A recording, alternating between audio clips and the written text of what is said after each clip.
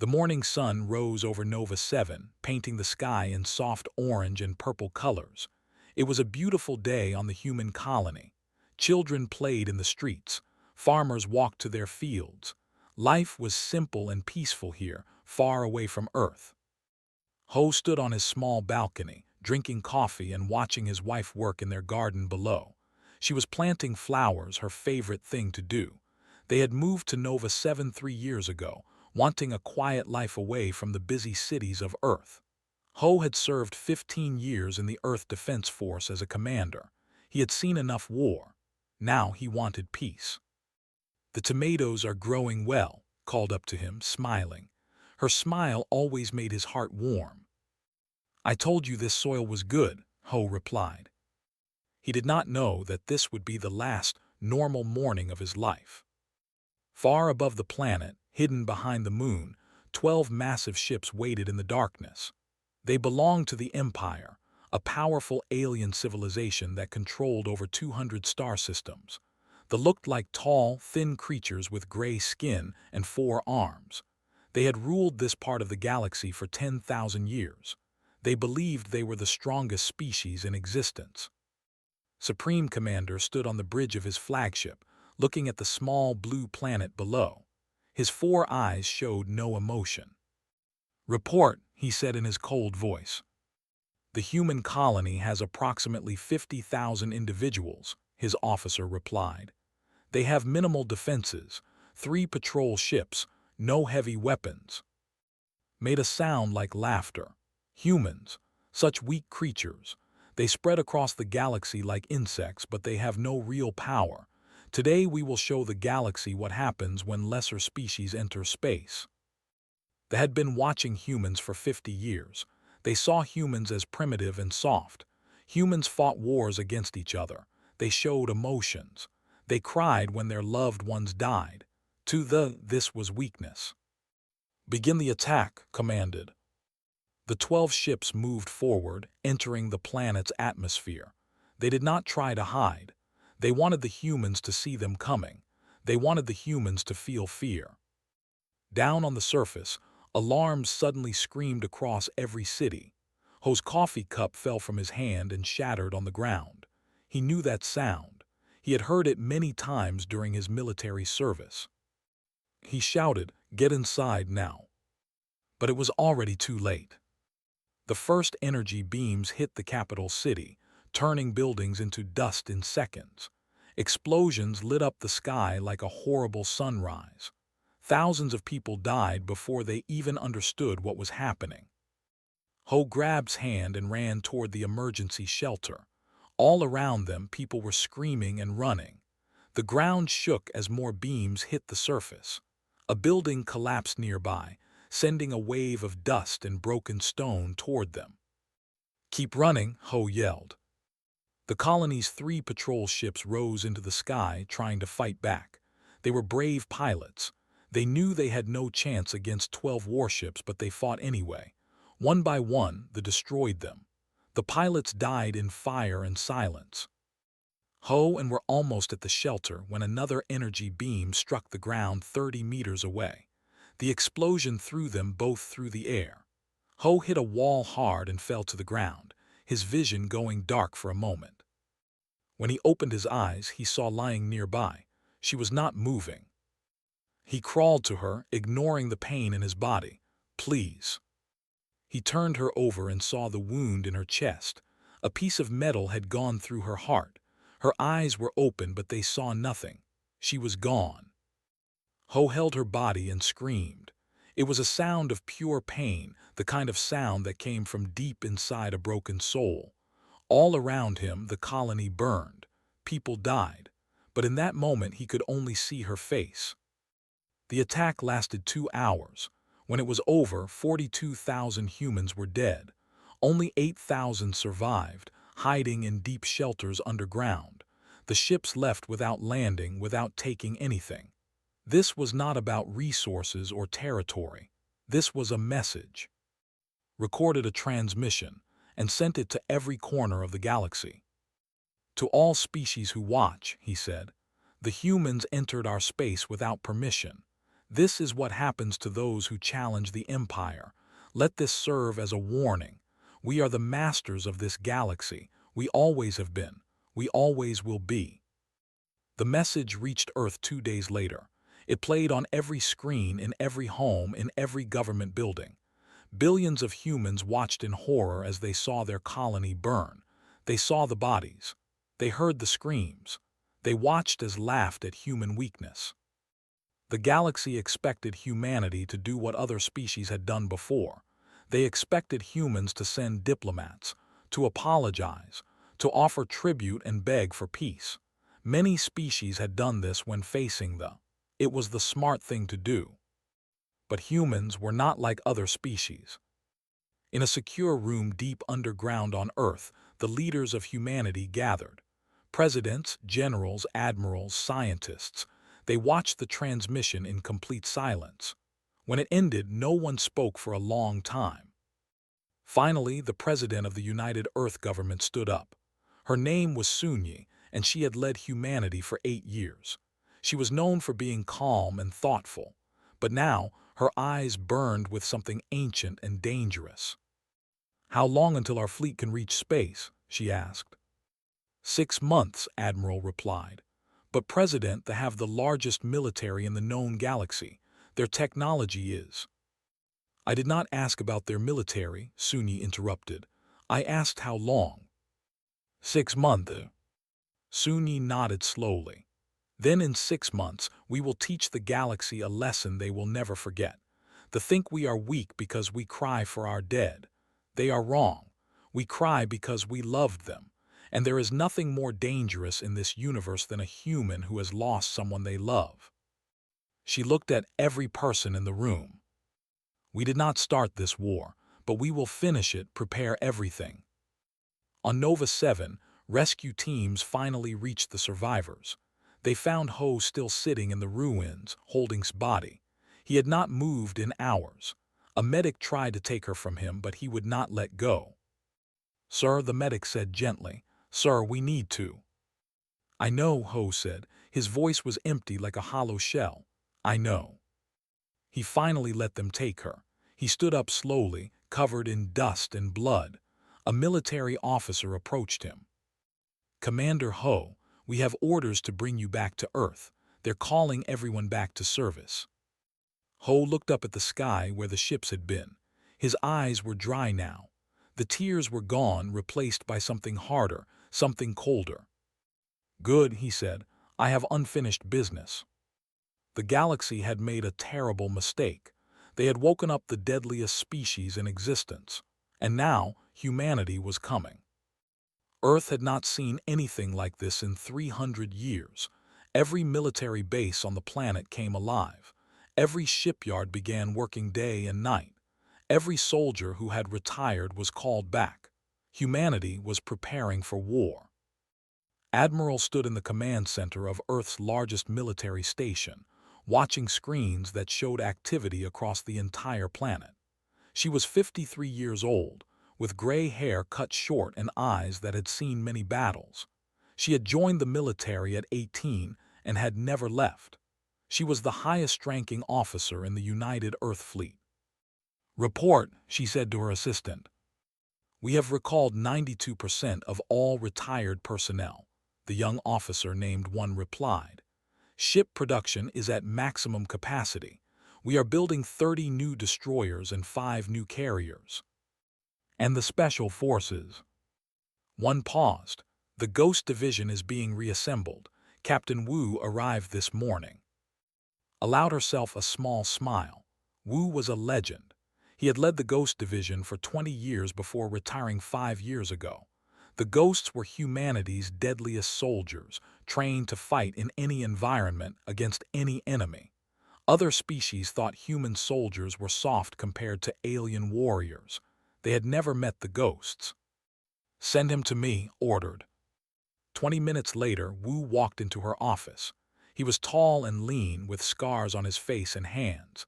He moved like water, smooth and silent. Even in civilian clothes, he looked dangerous. "Admiral," he said, sitting down without being invited. He had never been good at military formality. Captain, thank you for coming. Did you think I would not come? Wu's eyes were cold. I saw what they did. Everyone saw. My nephew was on Nova 7. He was 11 years old. Nodded slowly. Almost everyone in humanity had lost someone or knew someone who had lost someone. The attack had touched every family, every community. I am giving you full command of the Ghost Division, she said. You will have complete freedom to operate as you see fit. Your mission is simple. Make them pay. Wu stood up. How many ships do I get? As many as you need. He smiled, and it was not a pleasant smile. Then we begin training immediately. They have never fought humans in a real war. They do not know what we can do. They will learn. On another part of the station, intelligence officer Bai sat in a dark room surrounded by screens and computers. She was 28 years old and had spent her entire career studying alien civilizations. She knew more about them than almost any other human alive. She had not slept in 4 days. She had been searching for something, and finally she had found it. The door opened, and Admiral walked in. You called me, said. What did you find? Bai turned to face her, eyes red from lack of sleep. I found there. His eyebrows rose. Thee is the most protected secret in the galaxy. How? It took me years to gather pieces of information, trade routes, communication patterns, ship movements, but the attack on Nova 7 gave me the final piece. Their flagship left a trail when it jumped to faster-than-light speed. I traced it back through 17 different systems. She pulled up a star map on the main screen. A single red dot blinked in the center. Prime, the capital of their empire. Location confirmed. Stared at the screen for a long moment. Then she put her hand on Bai's shoulder. You may have just won us this war. Meanwhile, across Earth and its colonies, humanity was changing. The attack had done something to the human species. Before Nova 7, humans had been divided. Different countries still competed with each other. Different political groups argued about everything. There were those who wanted to expand into the galaxy and those who wanted to stay isolated. Now all of that was gone. There were no more divisions. There was only one thought in every human mind: revenge. Factories that had been making civilian goods switched to making weapons. Scientists who had been working on medicine started working on new military technology. Young people who had never thought about joining the military lined up at recruitment centers. I have never seen anything like this, one said to Admiral one evening. The recruitment numbers are beyond anything in our history. We have more volunteers than we can train. Humans are strange creatures, replied. We fight with each other constantly. We argue about small things, but when something threatens our family, our species, we become something else. They did not understand this. They thought our divisions made us weak. They were wrong. Our divisions are just family arguments. When an outsider attacks, the family unites. 2 months passed. The fleet grew larger every day. New weapons were tested and approved. Soldiers trained until they could fight in their sleep. Intelligence teams mapped every system, finding weaknesses in their defenses. Ho arrived at the main military station during the 3rd month. He had spent weeks in medical treatment and psychological evaluation. The doctors said he was fit for duty.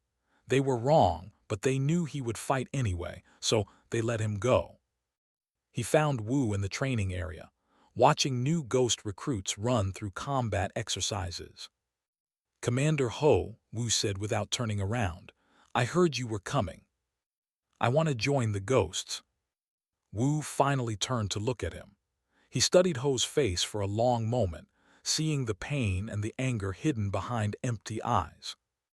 You are too old for ghost training, and your motivation is revenge.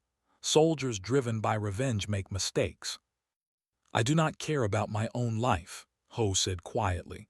I only care about making them pay for what they did to her. That is exactly the problem. They stood in silence, watching the recruits train. My nephew died on Nova 7, Wu said finally. My sister has not stopped crying since. I understand your pain, but if you join my unit, you follow my orders. You fight smart, not angry. Can you do that?" Ho thought about it. He thought about face, her smile, her hands in the garden. He thought about the ships in the sky, the beams of light, the explosions. He thought about sitting in the ruins, holding her body. "Yes," he said, "I can do that." Wu nodded. "Then welcome to the ghosts." In the fourth month, Admiral called a meeting of all senior commanders. The room was full of the most experienced military leaders humanity had ever produced. They had spent their careers preparing for a moment like this, hoping it would never come. "The fleet is ready," announced. "We have 240 warships, 50,000 soldiers, the best weapons humanity has ever built." She activated the star map, showing the path from Earth to space. "The Empire has 800 warships. They have controlled this region of the galaxy for 10,000 years. They have never lost a war." She paused, looking at each commander. "They have also never fought humans. Not really. They destroyed a defenseless colony and thought they understood us. They were wrong." She pointed to a system on the map. "We will begin here, a small outpost. They expect us to spend years building our forces, maybe send diplomats to negotiate. Instead, we will strike fast and hard. We will show them that there is nowhere in this galaxy where they are safe from us." General Min, commander of the ground forces, raised his hand. "Admiral, even if we win battles, we are outnumbered. How do we win the war?" Smiled. "We do not need to destroy their entire fleet. We need to destroy their will to fight. They have ruled by fear for 10,000 years. They have never faced an enemy that was not afraid of them. We are going to teach them what fear feels like." The meeting ended and the commanders returned to their ships. Across the fleet, final preparations began. Weapons were loaded. Engines were tested. Soldiers said goodbye to their families, not knowing if they would ever see them again. Ho sat in his quarters on the assault carrier Spirit of Earth, looking at a photograph of. It was the only thing he had brought with him. "I am coming for them," he whispered to the picture. "I will not stop until every one of them pays for what they did." The fleet departed Earth on a cold morning in February. 240 ships, carrying humanity's anger across the stars. The galaxy had never seen anything like it. They were coming, and nothing in the universe was going to stop them. The first outpost fell in 6 hours. The aliens never saw it coming. Their station orbited a small moon on the edge of their empire. They had 20 ships and 3,000 soldiers. They thought they were safe. They thought the humans would take years to recover from Nova 7. They were wrong. Admiral's fleet appeared out of nowhere, dropping from faster-than-light speed like ghosts from the darkness. The defenders barely had time to send a warning message before human missiles tore their ships apart. On the command station, Commander watched in horror as his fleet burned. "This is impossible," he said. "Humans do not have this technology. They cannot move this fast." But they could, and they did. The battle lasted 6 hours. When it was over, every ship was destroyed. The station was captured. The survivors were taken prisoner and treated according to human rules of war. They would not be harmed. They would be used to send a message. Admiral recorded a transmission and sent it across all frequencies. "This is Admiral of the United Earth Fleet. You attacked our colony without warning and killed 42,000 innocent people. You laughed at our tears and called us weak. Now we are here. We will continue moving forward until every system you control is freed from your rule. Surrender or be destroyed. There is no third option." The transmission reached the 3 days later. Supreme Commander watched it with his 4 eyes narrowed in anger. He had expected fear from the humans. He had expected them to send diplomats begging for mercy. Instead, they sent warships. "How many ships do they have?" he demanded. "Our intelligence suggests around 240, his advisor replied. "But they are moving faster than we expected. Our border stations are being destroyed before reinforcements can arrive. Slammed his fist on the console. Then send more ships, send 500, send all of them if necessary, we will crush these insects. But crushing the humans proved harder than expected. The human fleet did not fight like other species. Other species moved slowly, carefully, protecting their supply lines and retreating when outnumbered. Humans did none of these things. They attacked constantly from every direction at any hour. They did not stop to rest. They did not care about their supply lines. They simply kept coming. In the third week of the war, the Ghost Division launched its first major operation. Captain Wu led 200 of his best soldiers onto a military base on the planet 4. Their mission was to destroy the planet's main communication center. Ho was among them. They landed in the darkness, their black ships invisible against the night sky. The base had 10,000 soldiers. The Ghost had 200. Normal military logic said this was suicide, but the Ghosts were not normal soldiers. They moved through the shadows like water through sand. Their weapons were silent. Their movements were perfect. By the time they realized they were under attack, 50 of their guards were already dead. Team Alpha moved to position. Wu ordered through his communicator. Ho led his squad through a narrow tunnel beneath the base. They had studied the base's design for weeks. They knew every room, every corridor, every weak point. This was how humans fought. They did not just attack with strength. They attacked with intelligence. Contact, one of his soldiers whispered. 6 targets ahead. Take them silently, Ho ordered. 6 fell without a sound. The communication center was protected by heavy doors and armed guards. A direct attack would be impossible, but the Ghosts did not need a direct attack. Ho placed explosive charges on the ventilation system. At the same moment, 3 other teams placed charges on the power generators, the water supply, and the main entrance. All teams ready, Wu confirmed. Detonate on my mark 3, 2, 1 mark. The base exploded in chaos. The lights went out.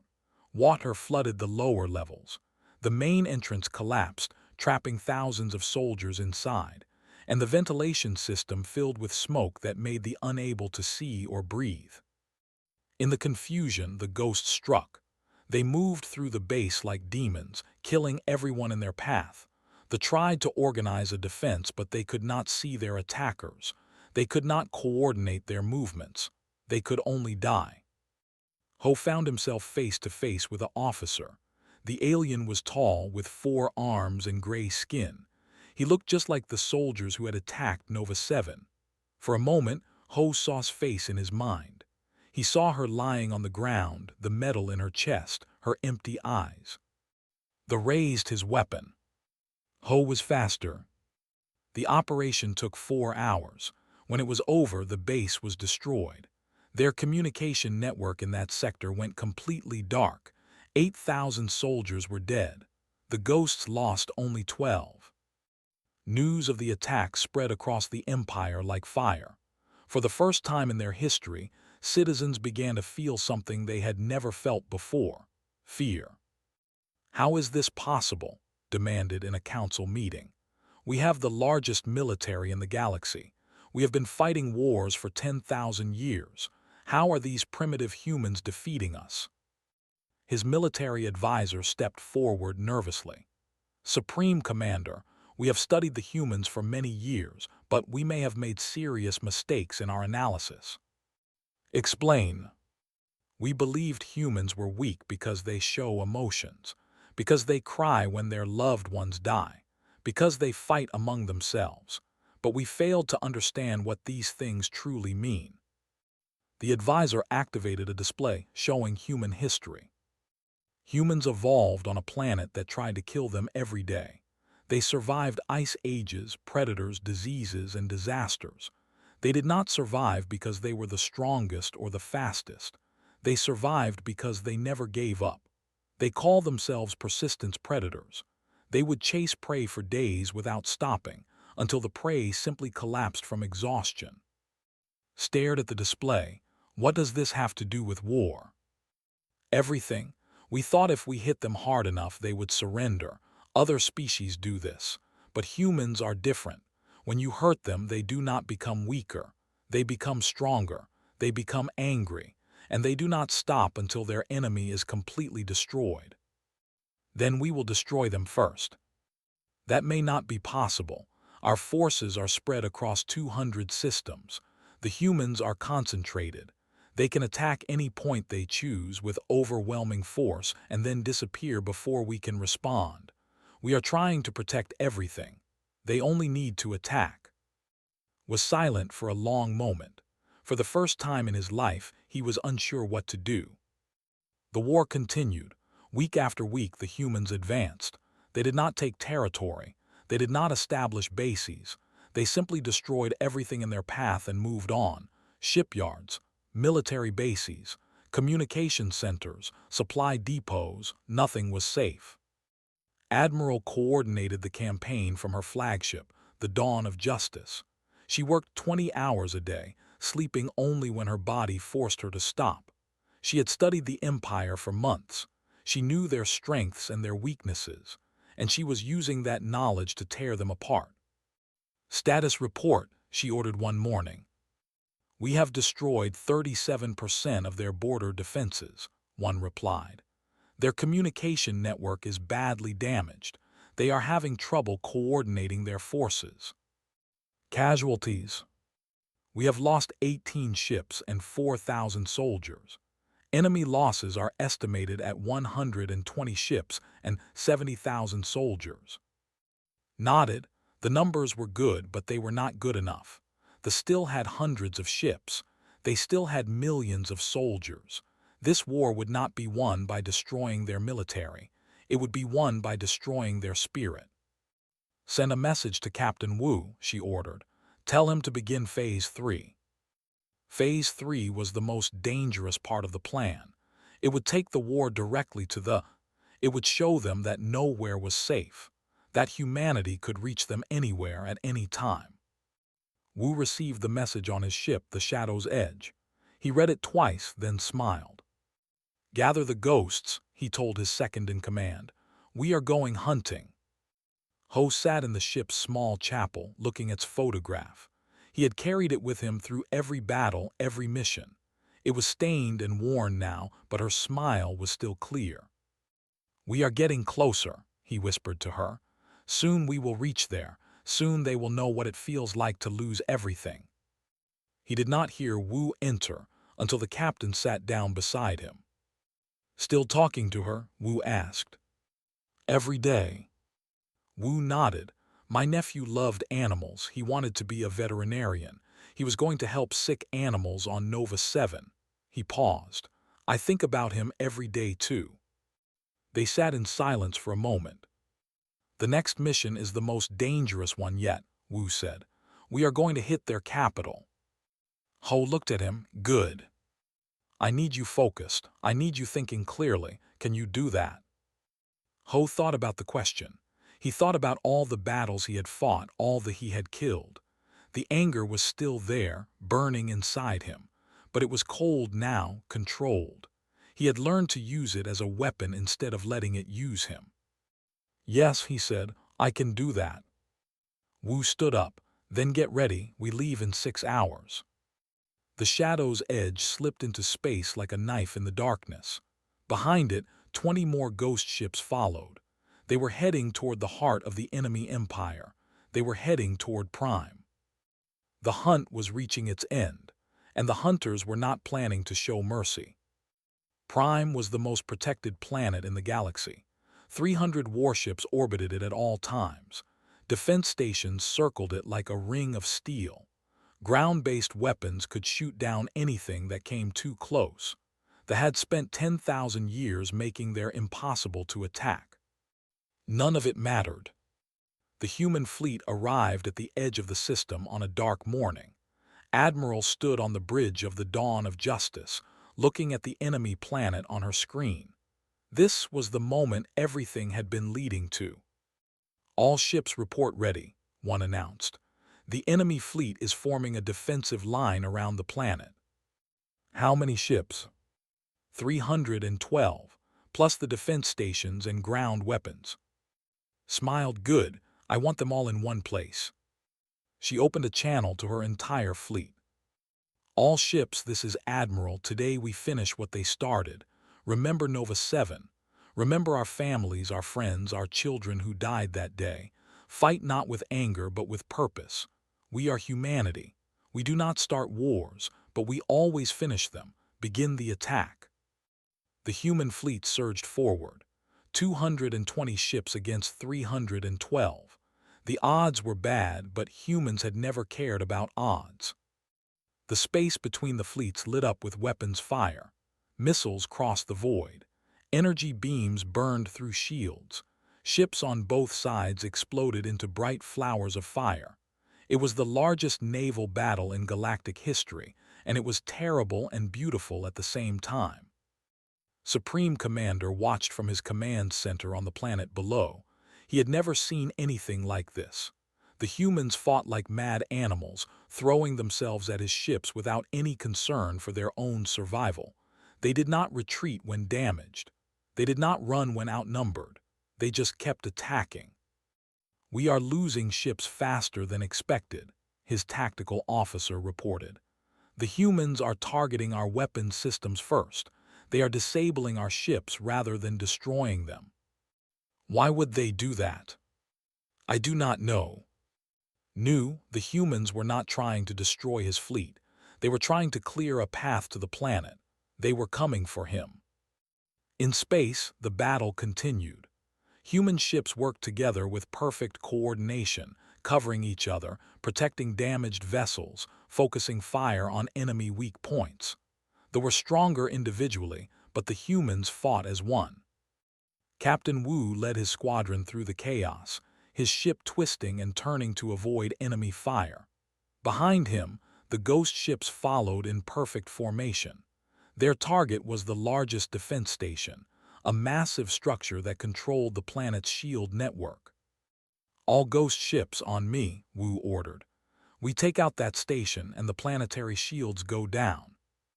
Copy that, Ho replied from his ship, right behind you. The defense station was protected by 20 warships. Wu's squadron had only 15, but they had something they did not have, pilots who were not afraid to die. The ghost ships dove toward the station, flying directly into the heaviest fire. 2 ships were destroyed immediately. 3 more were badly damaged, but the rest kept going, their weapons blazing. Wu's ship took a direct hit. Alarms screamed. Fire broke out on the lower deck.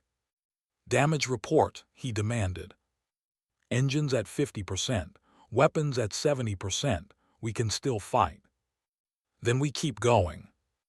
They reached the defense station and opened fire. The station's shields absorbed the first attacks, but the humans did not stop. They circled the station like wolves around a wounded animal, striking again and again until the shields finally failed. Now, Wu ordered. 20 missiles launched from the ghost ships, all targeting the station's main reactor. The explosion was visible from the planet's surface. The station broke apart and with it, the planetary shield system. On the dawn of justice, one shouted with joy. The shields are down. Admiral, we have a clear path to the planet. Admiral allowed herself a moment of satisfaction. Then she got back to work. Send in the landing forces. It is time to end this. 200 transport ships descended through the atmosphere, carrying 50,000 human soldiers. They landed on the outskirts of the capital city, the largest and most important city on Prime. This was where the government lived. This was where the order to attack Nova 7 had been given. General Min led the ground assault. He was a veteran of many wars, but he had never seen his soldiers fight like this. They moved with a determination that seemed almost supernatural. They did not complain about injuries. They did not ask for rest. They just kept moving forward. The defenders fought back hard. They had millions of soldiers, advanced weapons, and the advantage of fighting on their own territory. but they had never faced an enemy like this. "They will not stop," a officer reported too. "We kill them and more come. We push them back and they return. They fight like they have nothing to lose." "They do not have anything to lose," replied quietly. "We took everything from them, and now they are here to take everything from us." The battle for the capital lasted 3 days. 3 days of constant fighting in the streets, in the buildings, in the tunnels beneath the city. The humans did not take prisoners. They did not negotiate. They simply kept pushing forward, step by step, block by block. Ho fought on the front lines. His rifle was hot from constant use. His body was covered in cuts and bruises. He had not slept in 2 days, but he did not care. Every step forward brought him closer to the people who had killed. On the third day, his unit reached the government district. The buildings here were tall and beautiful, made of white stone that gleamed in the sun. This was where the leaders of the empire lived. This was where had sent his message to the galaxy, laughing at human weakness. Ho Wu's voice came through his communicator. "We have the building surrounded, is inside with his personal guard. I need your team to go in and capture him." "Understood."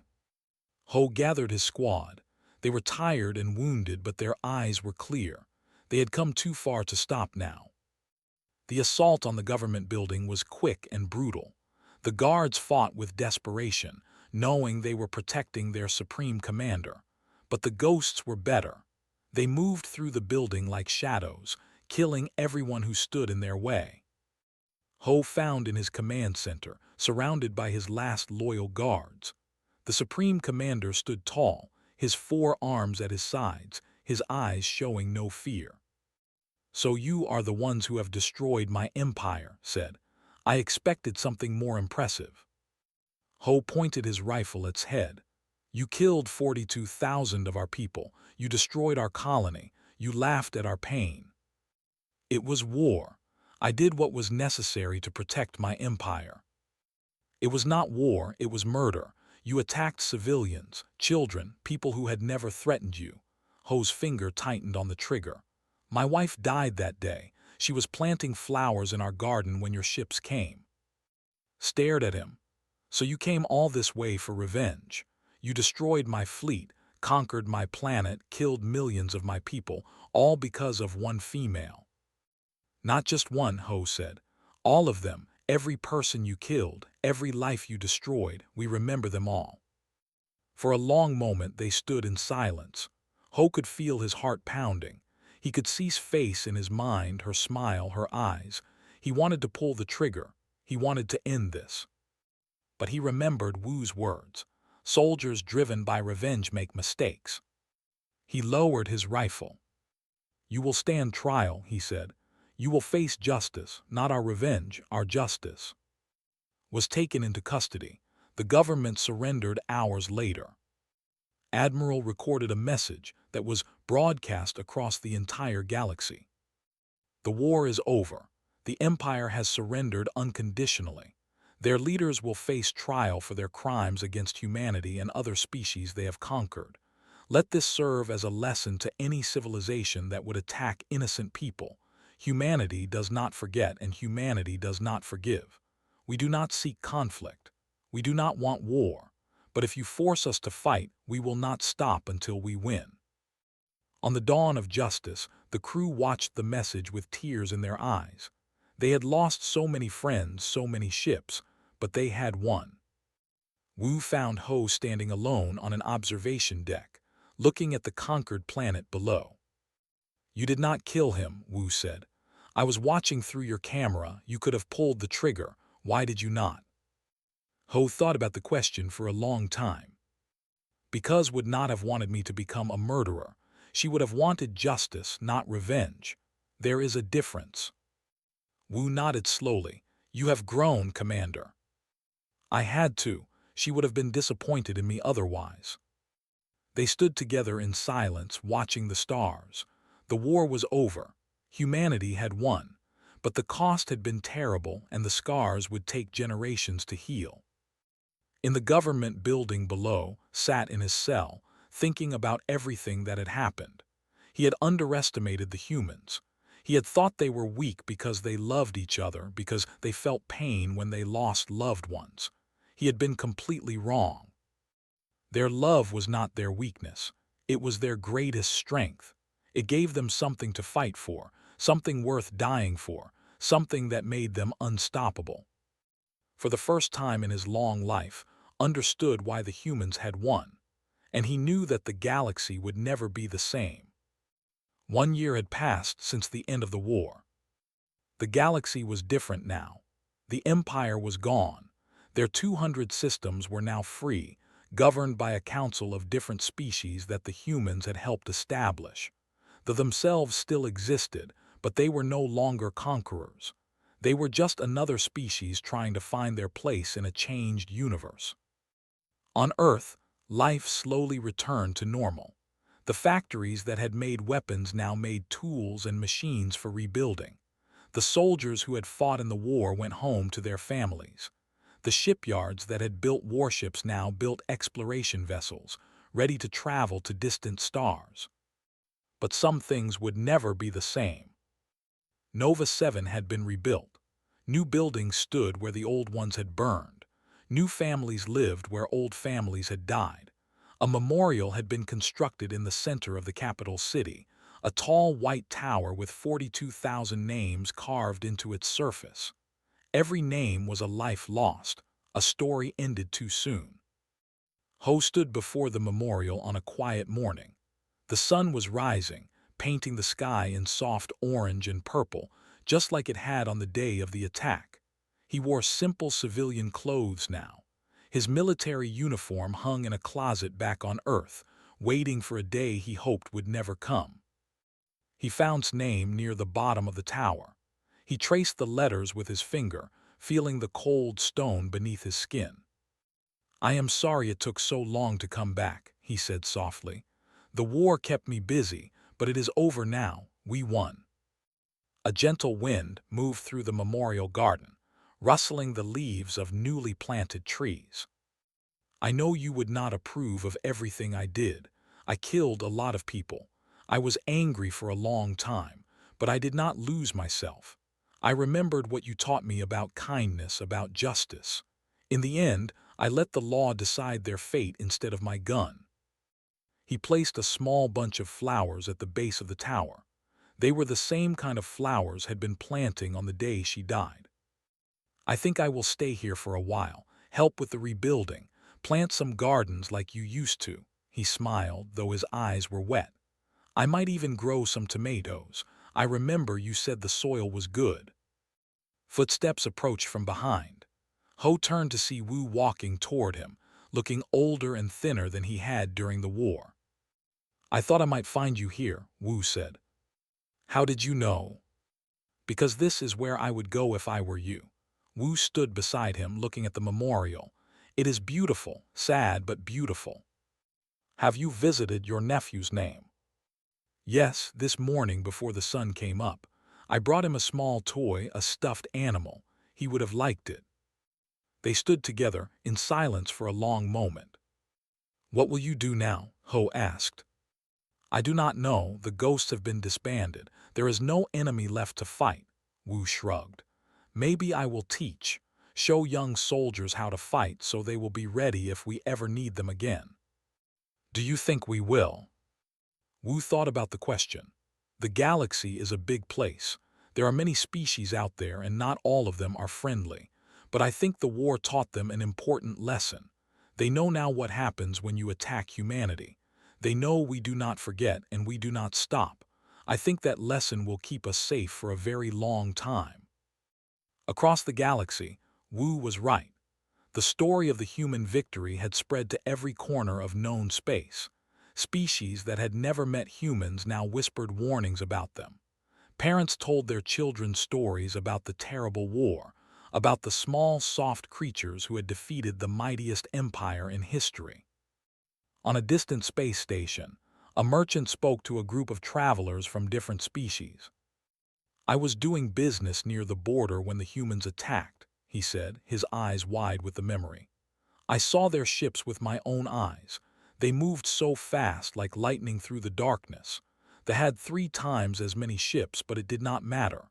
The humans just kept coming, wave after wave, until there was nothing left. A young alien raised his hand. But the humans looked so small and weak. How could they defeat The merchant laughed, but there was no humor in it. That is what the thought too. They attacked a human colony, killed 42,000 people, and thought that would be the end of it. They did not understand that humans are different from other species. Different how? They love each other, truly love each other in a way that most species do not. When you hurt one of them, you hurt all of them. And they will never, ever stop until they have made you pay for what you did. They learned this too late. Stories like this spread across every station, every planet, every ship. Humans became legends, feared and respected in equal measure. Other species began approaching Earth with offers of trade, alliance, and friendship. They wanted the humans on their side, not against them. On Earth, President Sunyi addressed the United Earth government. "We have achieved what many thought impossible," she said. "We have won a war against a superior enemy and established ourselves as a major power in the galactic community. But we must be careful not to become what we fought against." She looked at the assembled leaders with serious eyes. "We won because we fought for love, not conquest. We fought to protect our families, not to rule others. If we forget that, if we become conquerors ourselves, we will have lost everything we stood for. Let us use our strength to build, not destroy. To protect, not oppress. That is how we honor the 42,000 who died on Nova 7. Admiral retired from the military 6 months after the war. She had given everything she had to the conflict, and now she was tired. She bought a small house by the ocean and spent her days watching the waves and reading books. Sometimes, late at night, she would look up at the stars and think about all the people who had died under her command. She knew their names, every single one. She would carry them with her for the rest of her life. One visited her once a month. The young officer had been promoted many times and now commanded her own ship.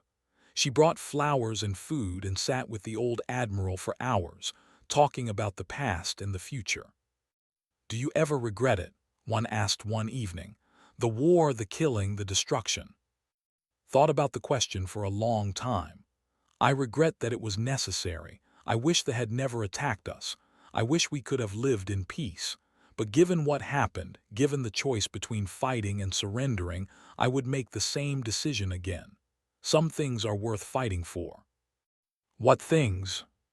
"Home, family, love, the right to exist without fear," smiled sadly. "Those are the only things worth dying for, and the only things worth killing for." Bai continued her work as an intelligence officer. She had become famous for finding but she did not care about fame. She cared about understanding. She spent her days studying the many species of the galaxy, learning their languages and cultures, trying to prevent future conflicts before they started. "The best victory is the war that never happens," she often said. "We proved we can win when we have to. Now let us prove we can prevent the next war entirely." On Nova 7, the memorial garden grew larger every year. Survivors returned to plant trees and flowers in memory of loved ones. Children who had never known the people who died came to learn their names and hear their stories. Ho became the garden's caretaker. He worked every day, planting and watering and trimming. He talked to visitors, sharing memories of the old colony and the people who had lived there. He told them about her smile, about her love of flowers. Sometimes, late in the evening, he would sit alone by her name on the memorial wall and watch the sunset. "The tomatoes are growing well," he would say. "Just like you said they would. The soil really is good here." And in those quiet moments, he could almost hear her voice in the wind, telling him she was proud of him. The galaxy moved on. New alliances formed. New conflicts arose and were resolved. Species that had never worked together learned to cooperate. The shadow of the human victory hung over everything, a reminder of what could happen when you pushed too hard. But for all the changes, one thing remained constant. In every corner of the galaxy, in every language and culture, there was one truth that everyone knew. If you want to survive in this universe, do not start a war with humans. Because humans do not fight with ships or weapons alone. They fight with something more powerful than any technology, love for each other. And there is nothing in the universe that can defeat that. On the first anniversary of the war's end, a ceremony was held at the Nova 7 Memorial. Representatives from 100 species came to pay their respects. They laid flowers and spoke words of peace. They promised to work together to prevent such tragedies from ever happening again. Ho stood at the back of the crowd, watching quietly. He did not speak or draw attention to himself. He just watched and listened, thinking about everything that had happened. When the ceremony ended and the crowds departed, he walked his name one last time. They came from all over the galaxy, he told her, species I have never seen before. They came to honor our people, to promise that this will never happen again. He touched her name gently. I think you would have liked that. You always believed in the good in others. The sun set over Nova 7, painting the sky in orange and purple. In the memorial garden, flowers bloomed and trees stood tall. Life continued, as it always does, carrying the memory of those who came before. And somewhere among the stars, humanity watched over the galaxy, not as conquerors, not as rulers, but as protectors, ready to fight if they had to, hoping they would never have to again. The deadliest species in the galaxy wanted peace, and for the first time in history, the galaxy was ready to give it to them.